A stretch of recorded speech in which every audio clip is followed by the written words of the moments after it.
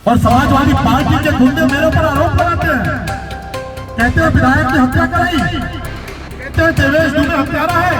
अरे मैं चुनौती देता हूं, तुम्हारी हैसियत है तो विधायक की 1000 हम सबके खिलाफ फर्जी मुकदमा दर्ज कराने की धमकी दे सकते हो, लेकिन यहाँ जितनी बड़ी संख्या में हजारों लोग खड़े हैं वो तुम्हारी धमकियों को झूठ चले गाँव के निकलते हैं। प्रशासन एक तरफा कार्रवाई कर रहा है। अभी तक प्रेम यादव के पत्नी का तहरीर नहीं लिया गया, अभी तक मुकदमा नहीं लिखा गया। एक तरफा कार्रवाई हो रही है और सदर विधायक सलममणि त्रिपाठी के दबाव में ये सारी कार्रवाई हो रही है। और जो उन्होंने कहा कि मेरे कार्यकर्ता समाजवादियों को रौंद देंगे अगर मोदी जी का टिकट योगी जी का नाम न रहे तो सलममणि त्रिपाठी गांव के प्रधान नहीं होंगे। इनकी क्या हैसियत है?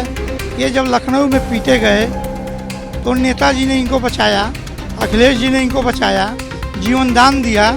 आज जिस पद तक पहुँचे हुए ये नेताजी की देन है। देवरिया में जमीनी विवाद के चलते हुए 6 लोगों के हत्याकांड के बाद इलाके में एक तरफ जहां खौफ का माहौल बना हुआ है तो वहीं मामले पर राजनीति भी तेज होती जा रही है। देवरिया से बीजेपी विधायक सलममणि त्रिपाठी ने कुछ दिन पहले आयोजित हुई दुबे परिवार की श्रद्धांजलि सभा में शामिल होकर अपने ऊपर लग रहे आरोपों पर समाजवादी पार्टी को आक्रामक लहजे में जवाब दिया था। इसके बाद अब देवरिया पहुंचे समाजवादी पार्टी के पूर्व मंत्री ने भी सलममणि त्रिपाठी को इस बात पर दम भर सुना दिया है। दरअसल आज समाजवादी पार्टी का एक प्रतिनिधि मंडल दोनों परिवारों से मिलने पहुंचा था।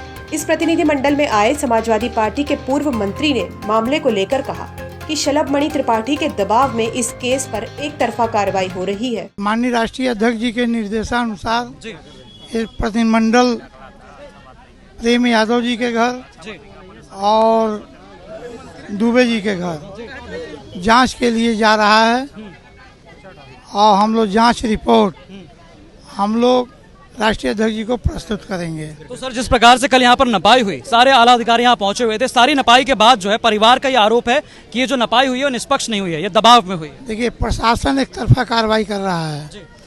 अभी तक प्रेम यादव के पत्नी का तहरीर नहीं लिया गया, अभी तक मुकदमा नहीं लिखा गया। एक तरफा कार्रवाई हो रही है और सदर विधायक सलममणि त्रिपाठी के दबाव में ये सारी कार्रवाई हो रही है। अभी परसों सलममणि त्रिपाठी जी ने श्रद्धांजलि के नाम पर संवेदनहीन होकर के अभी काम क्रिया नहीं समाप्त हुआ, जबकि हिंदू रीति रिवाज में काम क्रिया तक कम से कम उनको राजनीति नहीं करनी चाहिए। सत्य प्रकाश दुबे जी के लड़के को मंच पर बुला करके और उन्होंने अपनी राजनीतिक रोटी सेकना चाहा। इसी के साथ राधेश्याम सिंह ने सलममणि के समाजवादी पार्टी के गुंडे वाले बयान पर उन्हें जमकर घेरा और साथ ही ये तक कह दिया कि मोदी जी और योगी जी ना हो तो सलममणि गांव के प्रधान भी नहीं हो पाएंगे। और जिस तरह से उन्होंने एक राजनीतिक रंग देने के लिए भाषण दिया, उसको मैंने उनका लाइव सुना। ठीक बात है कि उनकी सरकार प्रदेश में भी है और केंद्र में भी है। उन्होंने सीधे कहा कि समाजवादी गुंडे हमारा जांच करवा लें। हम लोग न प्रदेश में हैं न केंद्र में हैं, हम लोग जांच नहीं करवा सकते। लेकिन अगर उनको बहुत अहंकार है अपने राजनीति का तो इस पूरे मामले की सीबीआई जांच करवा दें या न्यायिक जांच करवा दें। और जो उन्होंने कहा कि मेरे कार्यकर्ता समाजवादियों को रौंद देंगे अगर मोदी जी का टिकट योगी जी का नाम न रहे तो सलममणि त्रिपाठी गांव के प्रधान नहीं होंगे। तो जिस प्रकार से यहाँ पर समाजवादी पार्टी और देखा जाए शिवपाल सिंह यादव और यहाँ के जो विधायक है सलममणि त्रिपाठी, दोनों के बीच जो ट्विटर वॉर कल चला था, दोनों के बीच जो हैसियत की बात की गई थी, उस पर क्या कहेंगे? अब इनकी क्या हैसियत है?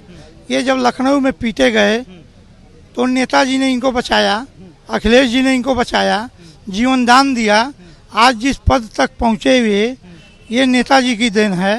ये लोग भूल जाने का काम करते हैं। बता दें कि देवरिया में 2 अक्टूबर को जमीनी विवाद के चलते 6 लोगों की हत्या कर दी गई थी। आरोप है कि प्रेमचंद यादव की हत्या के बाद सत्यप्रकाश दुबे के परिवार की भी बेरहमी से हत्या कर दी गई। इस पूरे मामले में पुलिस जांच कर रही है। अब पुलिस क्या नया खुलासा इस मामले पर करती है, ये देखने वाली बात होगी। देवरिया से गौरव कुमार पांडे की रिपोर्ट, यूपी तक।